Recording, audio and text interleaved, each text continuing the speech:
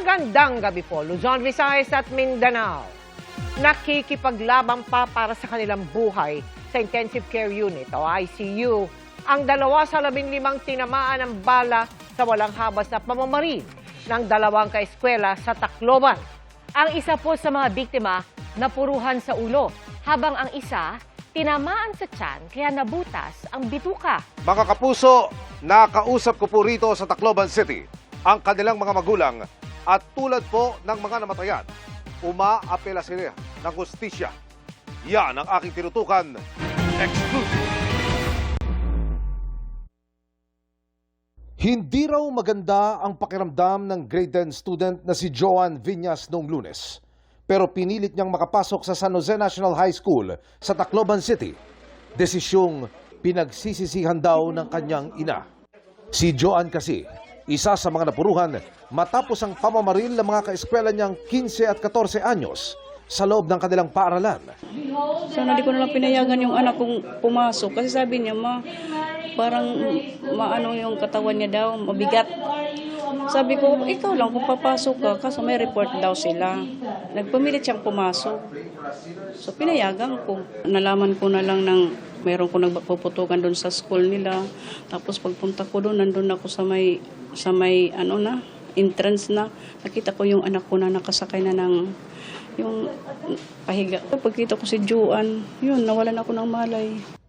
Sa ulo tinamaan ng bala si Joan, na patuloy na nakikipaglaban ngayon sa Intensive Care Unit ng Eastern Visayas Medical Center. Yung mata niya, kasi talagang maga. Siyempre sabi ko, bakit ganun? Bakit nakapasok yung mga bata na may baril? Ay, yung mga magulang nila, hindi ko alam kung anong ipinangarap sa kanilang mga anak. Ba't ganun? Abot-abot ang pagdarasal ng kanyang ina na malusutan ni Joan ang pagsubok na ito. Sabi ko, Lord, yung prioridad, Lord, bigyan mo pa ako ng isa pang pagkakataon na mabuhay ang anak ko. Napangarap niya talaga maging nurse na maihaon kami. Gusto kong makulong yung mga bata o kaya kung pati magulang, magsama-sama sila. Hustisya talaga.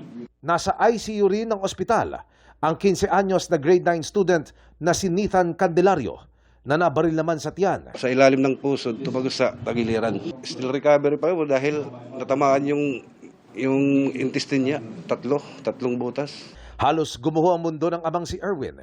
Lalo't 3 anak niya ang nag-aaral sa eskwelahan nang mangyari ang walang habas na pamamaril. Kahit sino man po, talagang masakit sa ginawa nila. Hindi maganda. Kahit ako, talagang nakaiyak ako sa ginawa nila. Talagang hindi maganda. Kahit sinong tatay, kung anong ginawa nila, parang gusto kong gawin din. Hindi makatarungan yun. Ano nais nyo mangyari ngayon? Talagang hustisya po. Kailangan namin sa mga biktima. Ang markadong araw noong 22 ng Hunyo, hindi malilimutan sa kasaysayan ng eskwelahan. Ang panawagan ng mga biktima at ng kanilang pamilya naway hindi mauwi sa wala ang hinahanap nilang hustisya.